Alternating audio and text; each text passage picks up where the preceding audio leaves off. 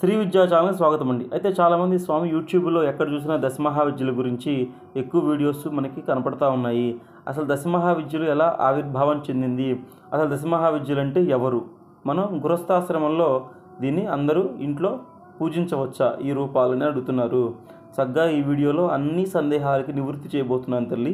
చక్కగా ఈ వీడియోని స్కిప్ చేయకుండా చివరి దాకా చూడండి. సందేహాలు తొలగితే మనకి అమ్మవారి మీదట లగ్నం అవుతుంది. చక్కగా అన్నీ సాధించవచ్చు. అందరికీ మన సనాతన ధర్మాన్ని ఫార్వర్డ్ చేయండి, సబ్స్క్రైబ్ చేయండి మన ఛానల్ని. అయితే దశమహావిద్యలు అనేవి అమ్మవారు ఏదైతే ఆదిపరాశక్తి ఉన్నటువంటి స్వరూపము. అయితే మనకి శ్రీదేవి భాగవతంలో చక్కటి కథనం ఉందమ్మా. పూర్వం దుర్గముడు అనేటువంటి ఒక రాక్షసుడు దేవతలు సైతం దేవతా లోకాలన్నిటికీ వెళ్ళి వాళ్ళందరినీ భయపెట్టి ఆ దేవత లోకాలన్నింటినీ ఖాళీ చేస్తూ వస్తున్నాడు. ఆ సమయంలో అందరు దేవతలు వెళ్ళి అమ్మవారిని ఆదిపరాశక్తిని ప్రార్థించగా ఆమె దశమహావిద్యలుగా ఆమె ఆవిర్భావం చెందింది. అలానే మనకి శివపురాణంలో కూడా ఒక చక్కటి కథనం ఉందమ్మా. దక్షయజ్ఞం జరిగినప్పుడు సతీదేవికి పార్వతీదేవికి పిలుపు ఉండదు, యజ్ఞానికి ఆహ్వానం ఉండదు. కానీ సతీదేవి వెళ్తుంది. శివుడు ఉగ్రరూపం దాల్చి అక్కడికి దక్షయజ్ఞానికి వస్తాడు.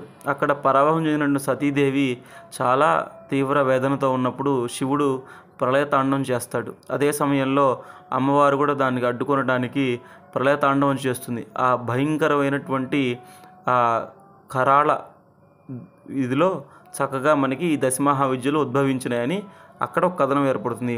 అయితే ఈ దశమహావిద్య రూపాలు ఎలా ఉన్నాయంటే మనకి కాళీ అవతారము, రెండవ రూపం మనకి తారాదేవి, మూడవ రూపం మనకి షోడశీదేవి, నాలుగవ రూపం మనకి భువనేశ్వరి దేవి, ఐదవ రూపం మనకి త్రిపుర భైరవి, అయితే ఆరవ రూపం మనకి చిన్మస్థాన్ దేవి, ఏడవ రూపం మనకి ధూమావతి, ఎనిమిదవ రూపం బగళాముఖి, తొమ్మిదవ రూపం మనకి మాతంగేశ్వరి, పదవ రూపం మనకి కమలాత్మికాదేవి. ఇలా దశమహావిద్యలు మనకి 10 రూపాల్లో ఆవిర్భావం చెందినాయి.